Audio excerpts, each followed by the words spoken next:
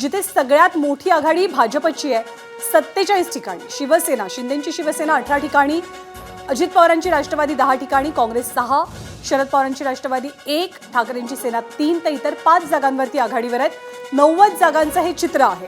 भगूरमध्ये अजित पवारांच्या राष्ट्रवादीचे एकूण 7 उमेदवार आघाडीवरती आहेत। राष्ट्रवादीनं अजित पवारांच्या मोठी आघाडी भगूरमध्ये घेतल्याचं आपल्याला चित्र पाहायला मिळते। नाशिकचं हे भगूर आहे की जिथे अजित पवारांची ताकद आहे। तुळजापूरमध्ये नेमकं काय होतंय याचे अपडेट आपण जाणून घेणार आहोत।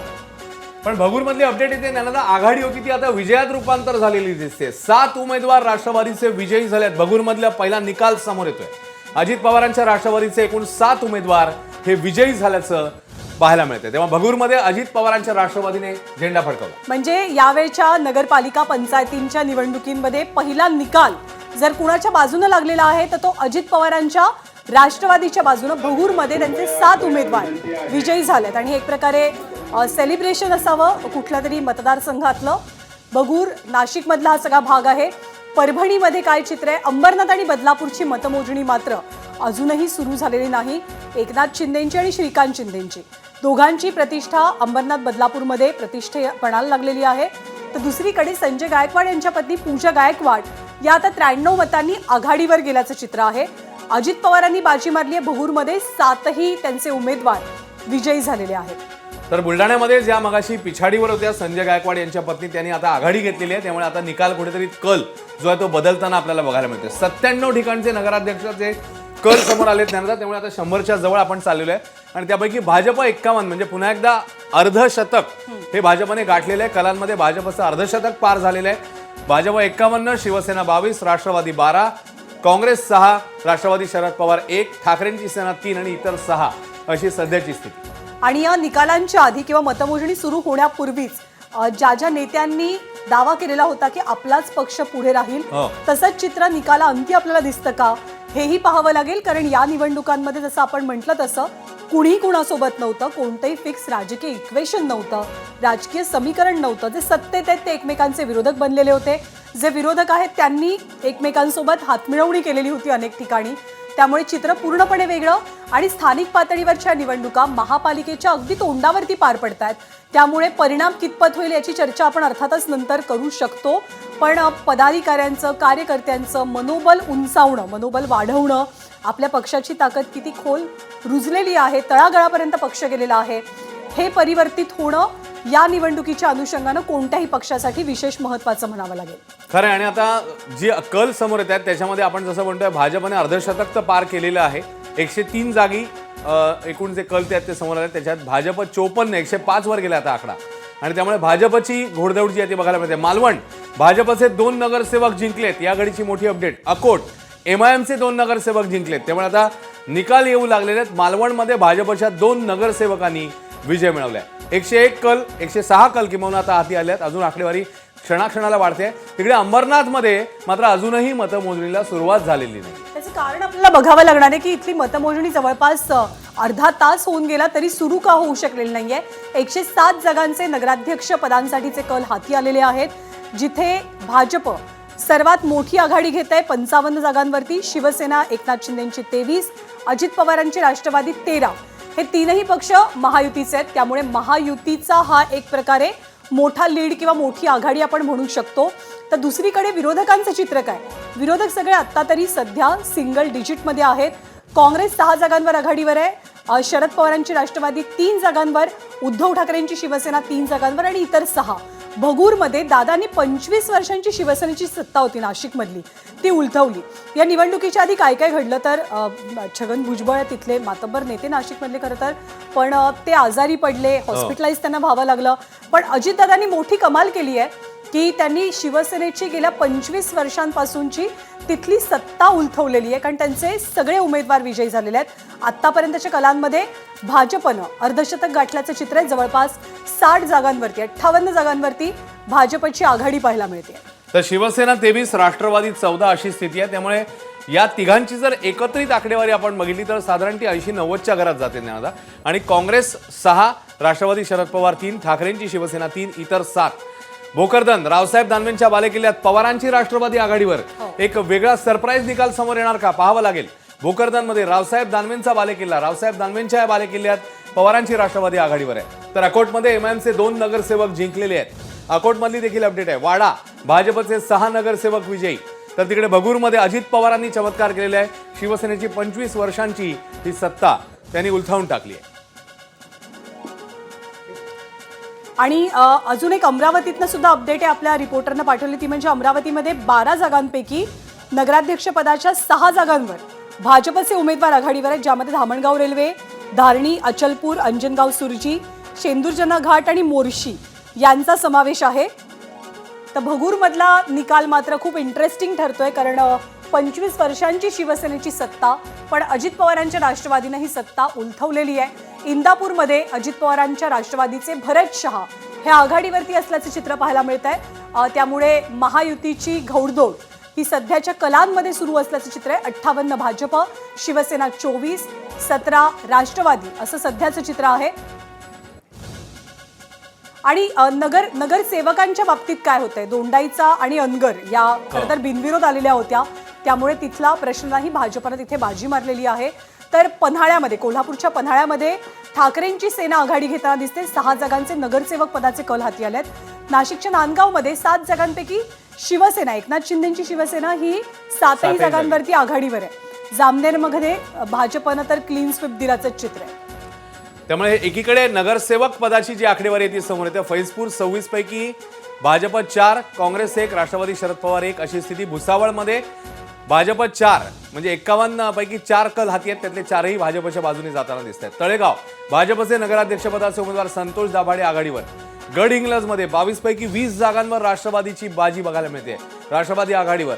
तर तळेगावात भाजपचे नगराध्यक्षपदाचे उमेदवार ज्यांनी आघाडी घेतली, 123 कल निर्णय समोर येत आहेत. भाजप 60 ठिकाणी म्हणजे निम्म्या जवळपास जो आकडा आहे तो भाजपच्या खात्यात गेलेला दिसतोय.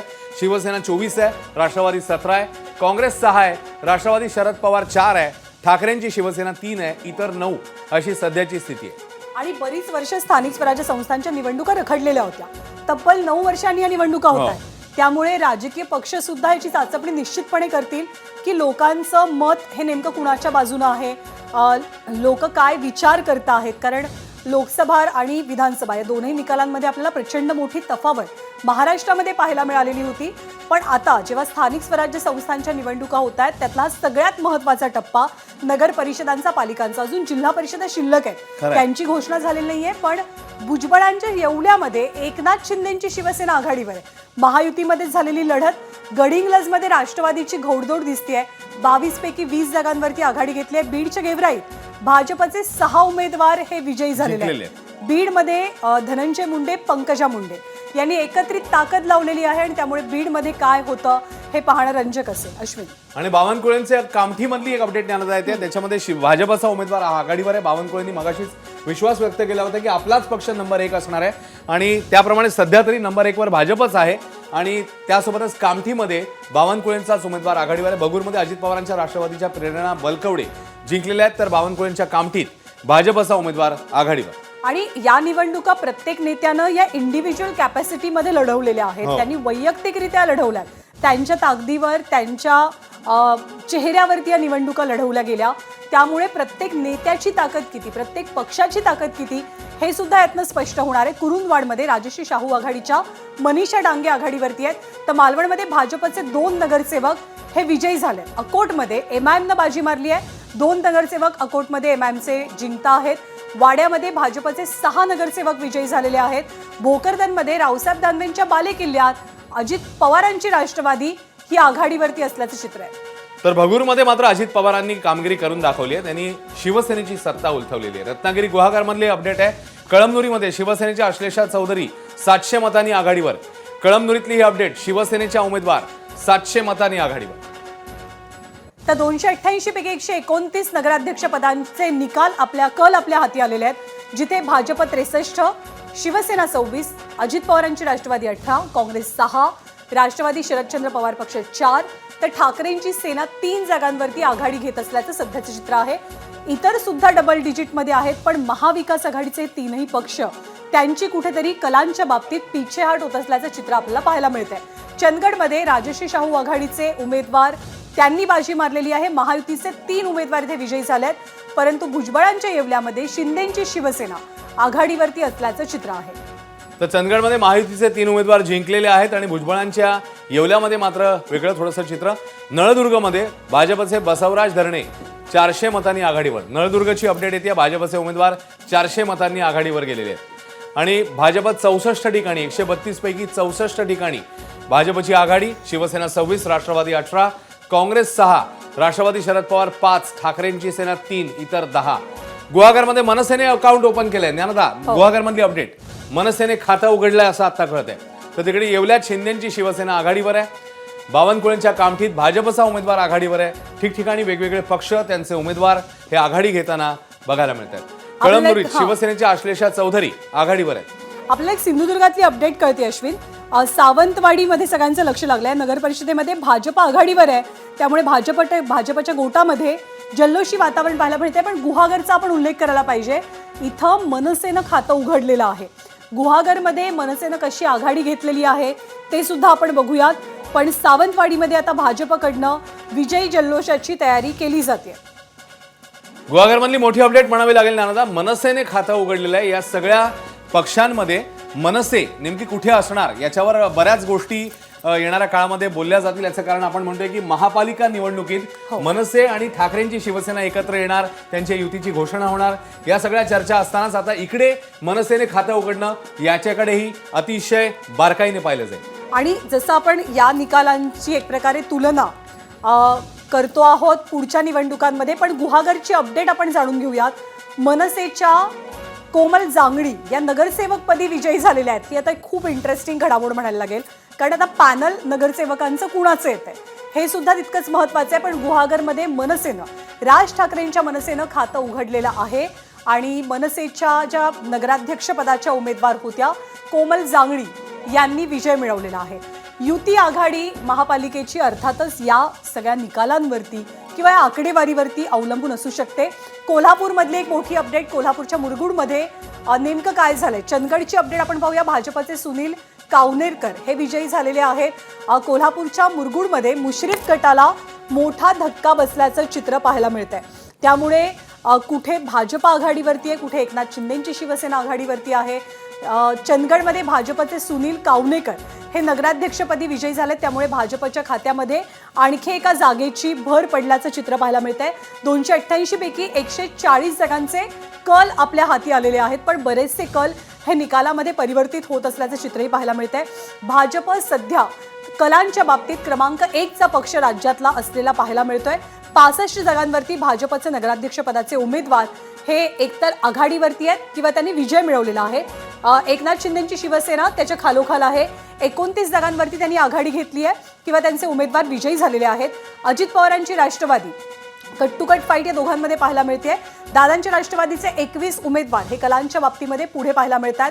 पण महाविकास आघाडीचे तिन्ही पक्ष ते काही सगळे एकत्र लढलेले नव्हते. बऱ्याच ठिकाणी ही सगळी मंडळी वेगवेगळी लढलेली होती. पण सिंगल डिजिटमध्ये एकेरी आकड्यामध्ये सध्या तरी महाविकास आघाडीचे तीनही पक्ष दिसत आहेत. पण मनसेनं इंटरेस्टिंग निकाल एक मनसेच्या गोटातनं समोर येतोय, तो म्हणजे गुहागरमधला. इथे मनसेच्या उमेदवार नगराध्यक्षपदी विजयी झालेले आहेत. एबीपी माझा, उघडा डोळे बघा नीट.